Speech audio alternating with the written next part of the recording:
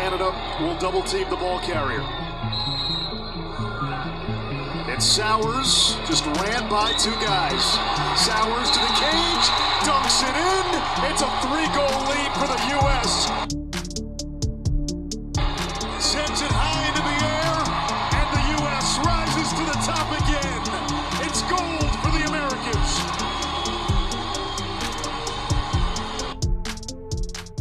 What's up, guys? Welcome into Taking the Field with Stevie Mac. We took a bit of a break there these last couple of weeks due to the World Lacrosse Championships taking place, the PLL. As a result, kind of taking a hiatus for a few weeks because of that. Many PLL players participating for their respective countries, a lot from the US, a lot from Canada, but some from others, some like Matt DeLuca playing for Italy. But again, taking a bit of a break because of the World Lacrosse Championships. That first bit of audio that you heard in the opening was the Michael Sowers goal that put things away for the US in the gold medal match against Canada in that one. Then the second piece of audio you heard was just moments later, the final call from Anish Shroff on ESPN in that gold medal game, that gold medal call that he had in the final seconds of that one. Another quick update that I want to give to you guys before this episode really gets going. I'll get into some PLL fantasy and the picks here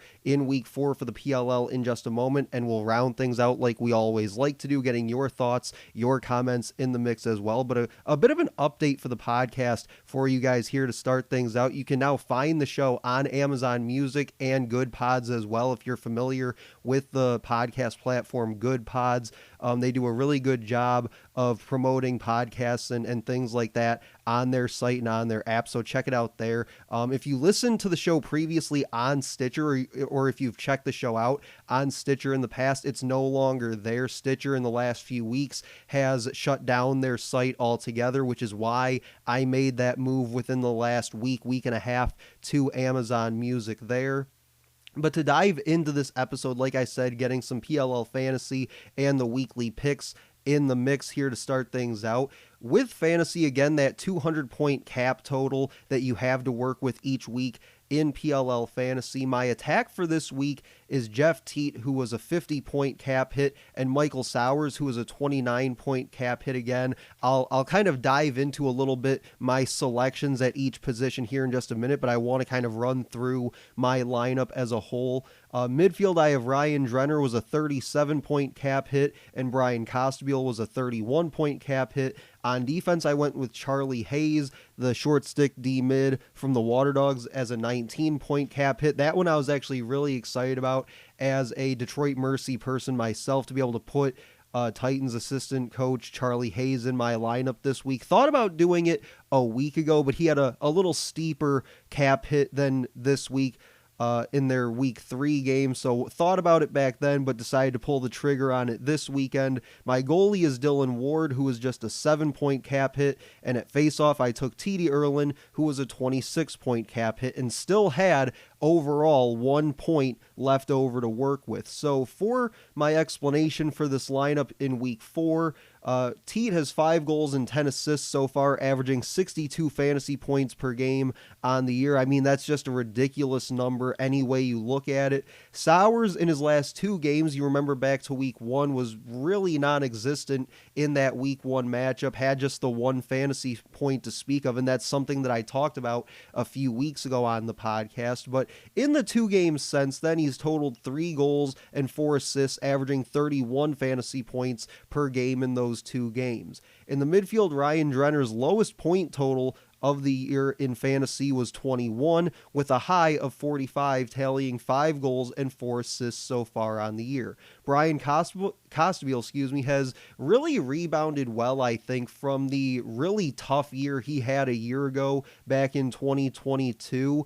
He's scored 2 goals in every game so far this year in 2023, while adding 2 assists in their week 3 game against the Water Dogs, and has averaged 22 points per game in fantasy so far this year.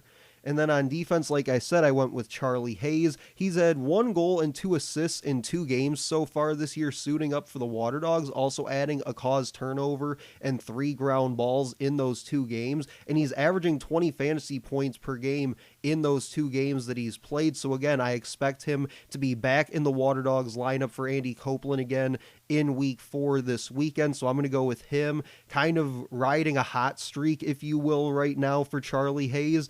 Ward definitely, I think, in the cage struggled, to say the least, back in week 3 against the Atlas. He would later be pulled for Matt DeLuca, who would finish out the game for the Water Dogs in that insane comeback win for the Water Dogs a few weeks ago. And I don't think they'll necessarily hesitate to pull Ward again this weekend if he has sort of similar struggles the way that he did a few weeks ago. But I think getting him again at a very low price here in fantasy is just too good to pass up, knowing that he'll likely have a better performance than what he did a couple weeks ago. You remember back a couple weeks ago in fantasy, I think he was only like a 1-point cap hit or something like that, something just absurdly low. So it was one of those things where you had to make that move, not really anticipating that he was going to have the kind of performance that he did have. But again, like I said, chances are he's probably not going to have that happen to him again, and he's only carrying that 7-point cap hit here for week 4. So one thing that I did a couple weeks ago at the request of one of the listeners was I did sort of a sleepers team a few weeks ago, and I thought that was something really interesting to sort of dive into and look at. So that's something that I think, at least for the going forward in the near future, that I'm going to try to do here each week on the podcast, is kind of give you my sleeper team of the week. So here's what I've got for my sleeper team of the week. I've got Michael Sowers, the 29-point cap hit, who I had in my original lineup. And then I also liked Matt Cavanaugh as a 29-point cap hit. They've both combined for 8 goals and 5 assists so far, and averaging 42 combined fantasy points per game on the year between Sowers and Cavanaugh.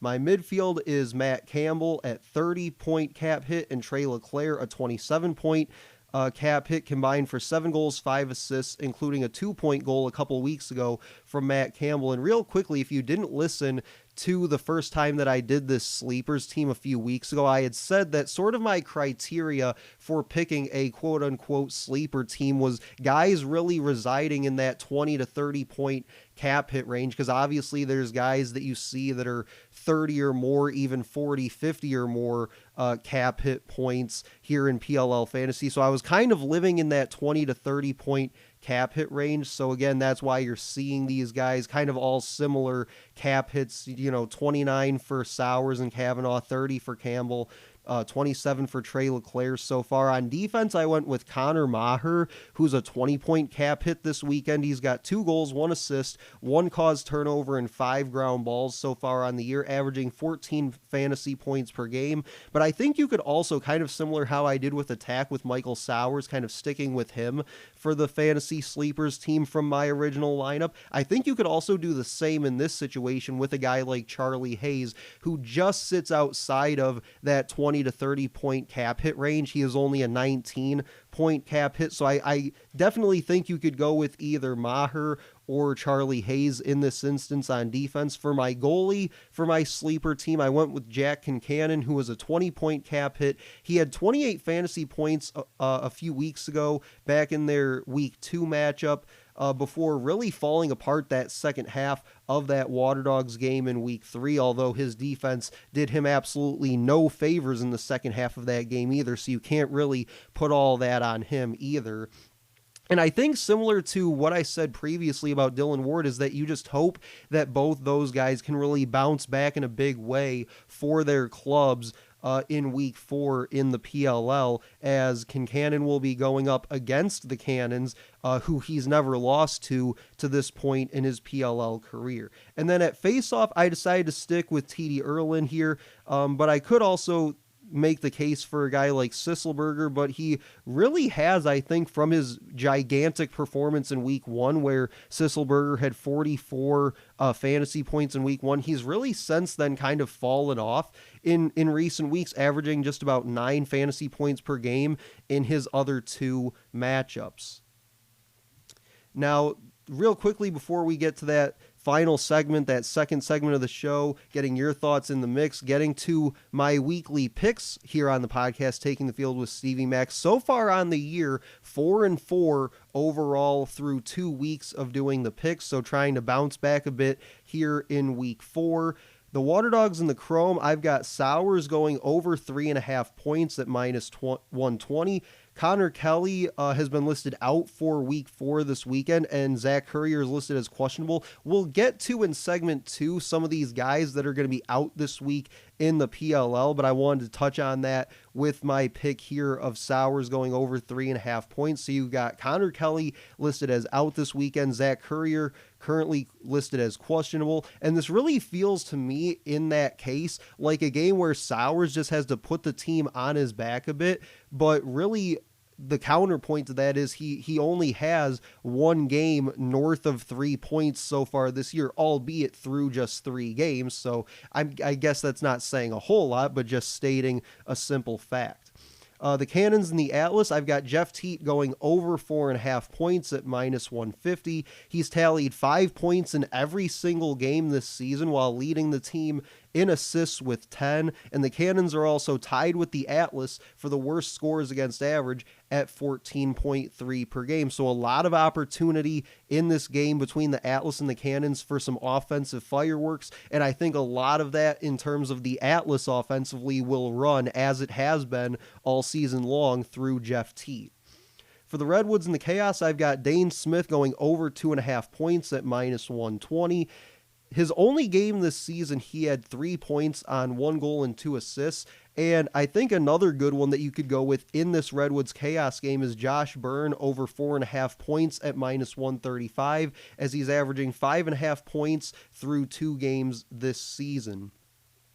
The Whipsnakes and the Archers, I've got Zed Williams over 2.5 points at minus 170. He's averaging 2.5 points this season on 4 goals, 1 assist in just 2 games. No Matt Rambo this weekend for the Whipsnakes. He's been listed as out on the injury report. So that means that for a guy like Williams, he'll just have to, kind of similar to what I said about Sowers, he'll have to shoulder more of the workload offensively. He'll get more touches, I believe, offensively for this Whipsnakes team in week 4. So that just means more opportunity for him to put up some numbers this weekend. So I've got Zed Williams going over 2.5 points at minus 170. So if you want to parlay those picks, your odds go to plus 789. So a $5 bet on that 4-leg parlay gets you $44 in return. Or if you want to play it a little bit safer, like I tend to do here doing the picks on Taking the Field with Stevie Mac, if you do $1 for a 6-bet round robin, so $6 in total,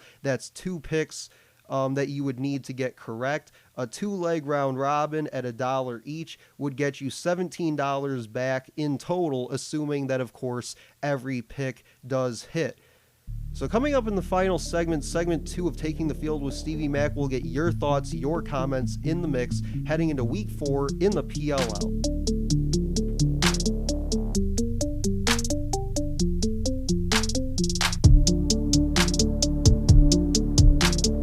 Welcome back. Final segment of the show on a Friday, heading into week 4 in the PLL here on Taking the Field with Stevie Mac. At Stevie Mac Media is my Twitter handle. You can hit me up there for all show-related topics and discussion around the PLL. From Brian on Twitter, he says, I'm curious who fills the vacant roster spots from Worlds and if anyone from the player pool is picked up and can show out for a week or two. And yeah, that's something that, going back to the picks in the previous segment, I talked about some of the guys that are going to be out this week, and some big-name guys for their respective clubs are going to be out this weekend according to the PLL injury report. Guys like JT Giles Harris, Jesse Bernhardt. We already talked about guys like Connor Kelly and Matt Rambo being out. Michael Earhart, I noticed, was another guy listed as out. And other guys that are questionable. Again, some big name guys like Zach Currier could be possibly out this weekend. Guys like Tom Schreiber, I noticed, were listed as questionable. I think Grant Ament was also listed as questionable on the injury report. So yeah, that's a lot of big name guys that do a lot of big things for their respective clubs that could be out this weekend. So it'll be interesting to see sort of the roster shakeup that happens to fill some of those gaps here in week 4.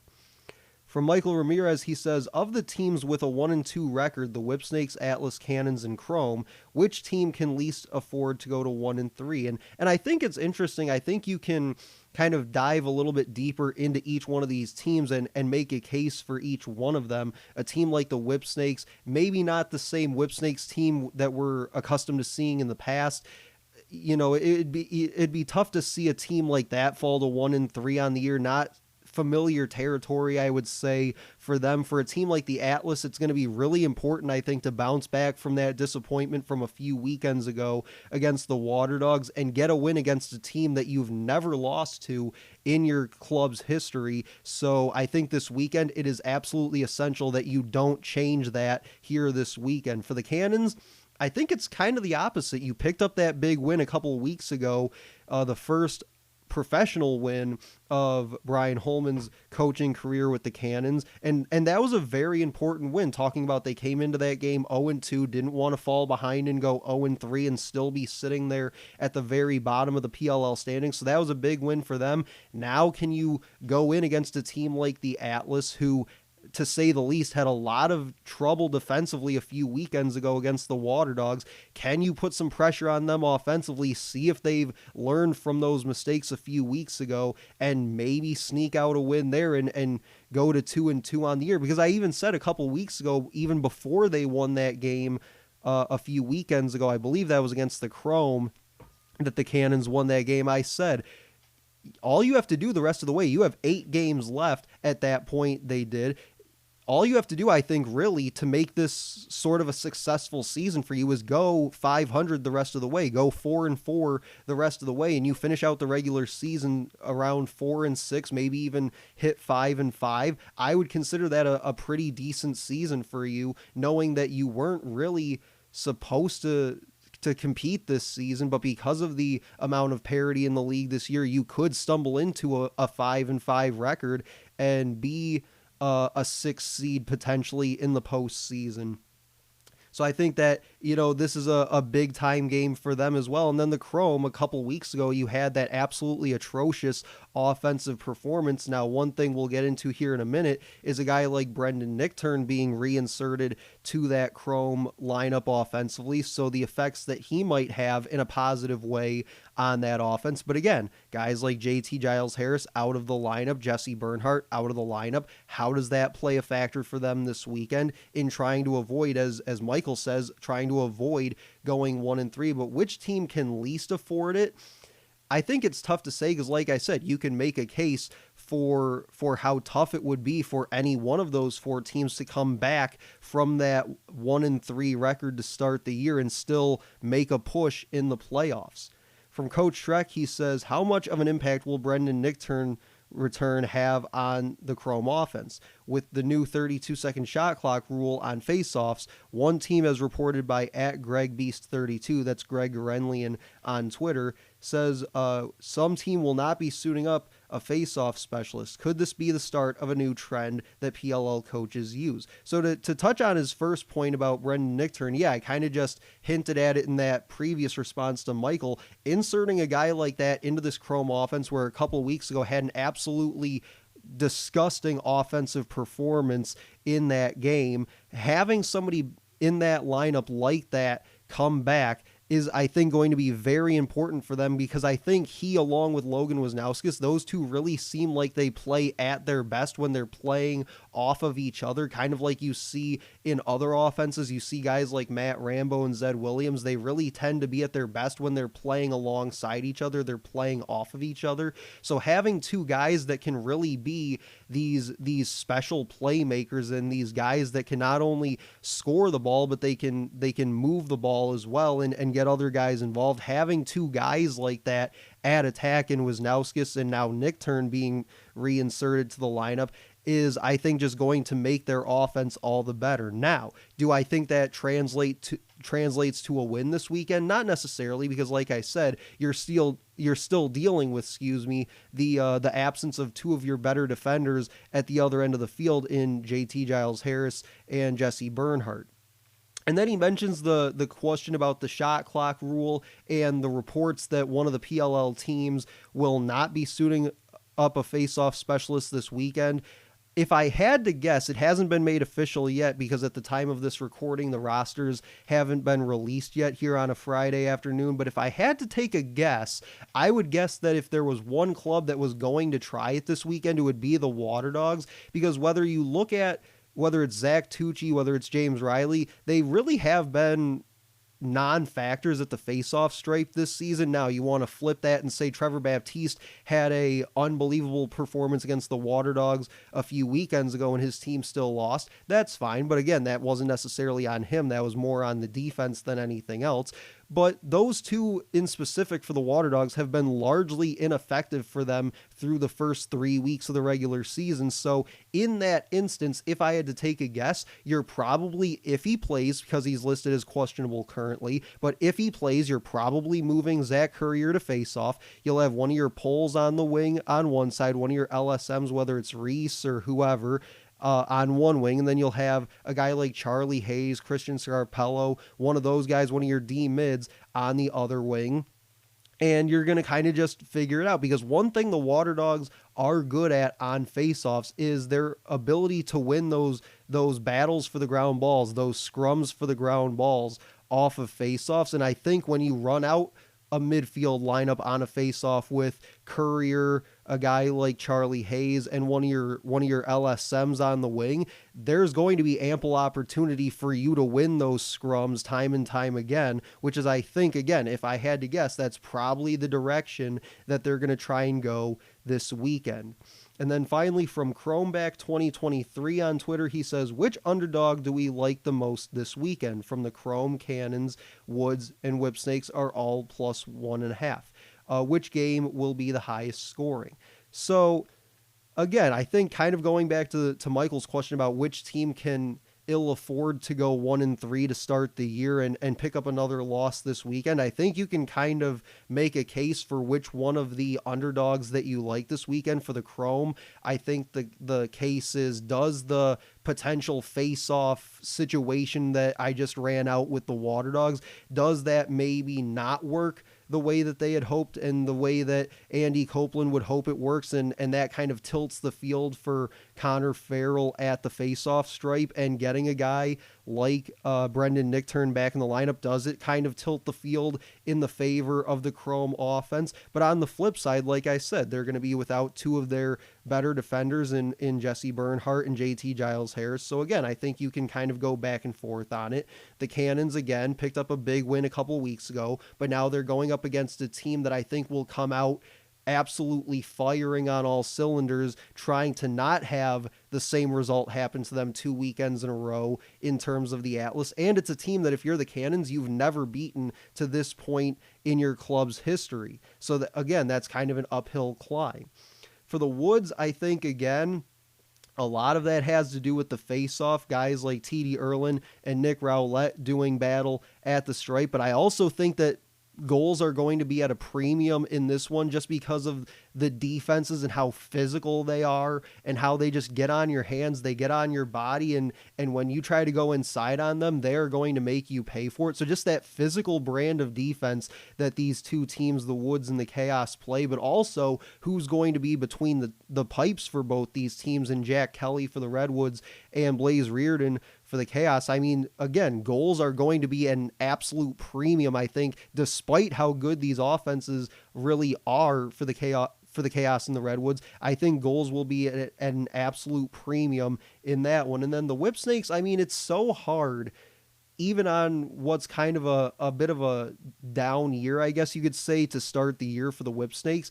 It's so hard to count them out, especially when you're looking at that plus 1.5 number. So I think, again, no Matt Rambo this weekend, but you still have guys like Zed Williams. You still have Brad Smith. You still have Channon Chuck. They've just been still so good, but just haven't been able to make that one or two plays that tilts the game in their favor. Could this be the weekend, though, that happens, even despite not having Rambo or despite not having Michael Earhart in the lineup? It could be, but again, I think it's just so hard to really count any team out, and I said that even a couple weeks ago here on the podcast. It's just so hard to count any one of these teams out on any given week. And then he says, which game will be the highest scoring? I think for me, if I had to say, it would probably be the Cannons and the Atlas. I mean, I touched on it earlier on in the episode. The two teams are at the bottom of the league in scores against average, right around 14 scores against per game. So this is a game that on DraftKings, the total right now, I believe, was at 24.5. This is a game that if those numbers hold true, we could see a game that possibly gets up around 30 this weekend, a 14-13, maybe a 15-14 type of a game if these defenses don't sort of turn the page and figure things out. Like if the Atlas haven't figured out what went wrong from a few weeks ago in that second half of the Water Dogs game, then yeah, this game score-wise, I think could get a little bit out of hand because of how good these offenses are. But on the flip side to that, like I said just a moment ago in this question, I think that Woods and Chaos game could be the lowest scoring game of the weekend just because of the physicality of the two defenses and how good their two goalkeepers have been so far this year in Jack Kelly and Blaze Reardon. So that'll do it for this episode of Taking the Field with Stevie Mack. Make sure to like, comment, and share on this post. You can find the podcast wherever you get your podcasts, including Google, Apple, Spotify, iHeartRadio, TuneIn. Again, no longer on Stitcher as they have shut down their platform here in recent weeks, but now the podcast is on Amazon Music for you to check it out there. But that'll do it for me. I'll talk to you guys later.